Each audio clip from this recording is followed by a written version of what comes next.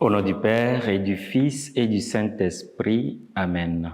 Aujourd'hui, 31 janvier 2022, l'Église entière célèbre Saint Jean Bosco, Père et Maître de la jeunesse.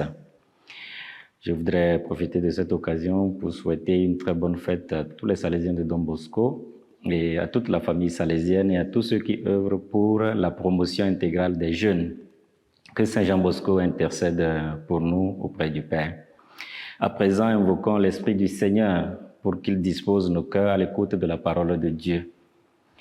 Esprit de Dieu, repose sur moi. L'Esprit de Dieu m'a consacré. L'Esprit de Dieu m'a envoyé proclamer la paix, la joie.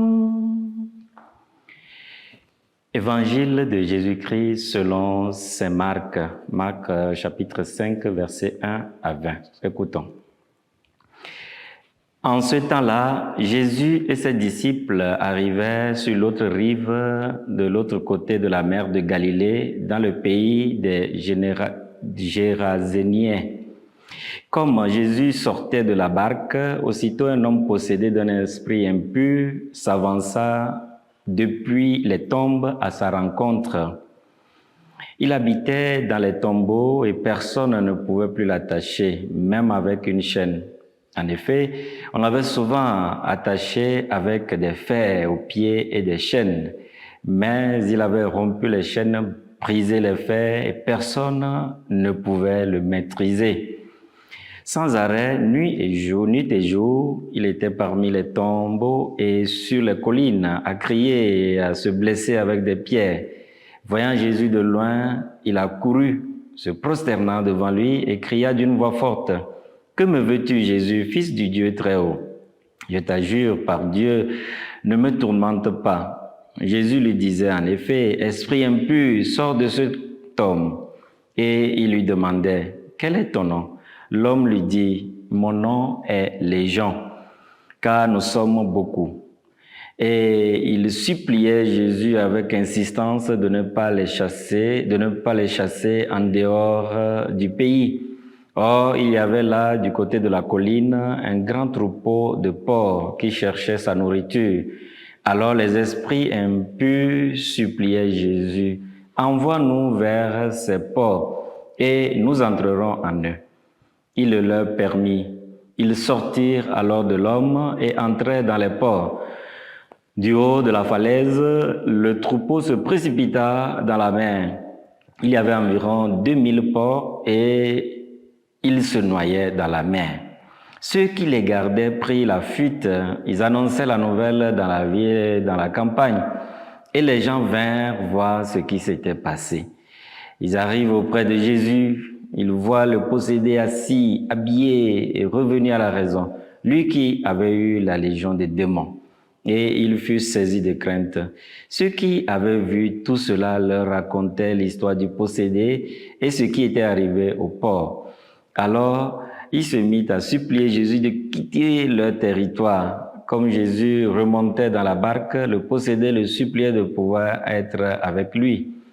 Il n'y consentit pas, mais il lui dit, « Rentre à la maison auprès des tiens, annonce-leur tout ce que le Seigneur a fait pour toi dans sa miséricorde. » Alors l'homme s'en alla et se mit à proclamer dans la région de la Décapole ce que Jésus avait fait pour lui, et tout le monde était dans l'admiration. Acclamons la parole de Dieu. Louange à toi, Seigneur Jésus. Bien-aimé de Dieu, la guérison du possédé racontée dans l'extrait de l'évangile que nous venons d'entendre nous fait voir comment le bien fait par Jésus lui pose un sérieux problème. Les gens de la région lui demandent de quitter leur milieu parce que l'esprit mauvais qu'il avait fait sortir du possédé est entré dans les porcs qui se sont jetés dans la mer. Je trouve là deux points de méditation qui retiennent mon attention. Le premier point, c'est que lorsque nous fixons notre regard sur le matériel ou sur nous-mêmes, le bien qui se fait autour de nous, des fois, nous n'arrivons pas à le percevoir. C'est ce qui est arrivé aux gens de cette région qui n'ont pas pu admirer Jésus, le fait qu'il ait libéré cet homme, mais plutôt ce sont les pauvres qui sont plus importants pour eux que la vie de cet homme. L'Évangile nous dit clairement que cet homme se blessait et qu'il n'avait plus la vie en lui. Jésus lui a redonné une nouvelle vie. Je crois qu'il est intéressant de voir la vie de l'homme plus que le matériel ou bien tout ce qui nous entoure, l'homme en premier. Le deuxième point de méditation que je trouve, c'est que l'homme qui est guéri est envoyé vers les siens. Il voulait suivre Jésus, mais Jésus lui a dit, c'est bon d'abord d'aller annoncer à tous ceux qui sont de ta maison ou bien de ta région, savoir ce que le Seigneur a fait pour toi, toutes les merveilles qu'il a réalisées dans ta vie.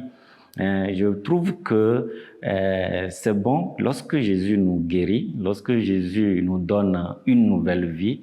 Nous sommes appelés aussi, comme cet homme, à aller annoncer que le règne de Dieu est venu jusqu'à nous, est venu nous rendre visite. Nous avons reçu la lumière, nous avons reçu la guérison et nous sommes appelés à partager cela avec nos frères et sœurs. Demandons au Seigneur de nous guérir de notre égoïsme. Demandons au Seigneur de nous libérer totalement afin de lui rendre témoignage. Que le Seigneur vous bénisse au nom du Père et du Fils et du Saint-Esprit. Amen.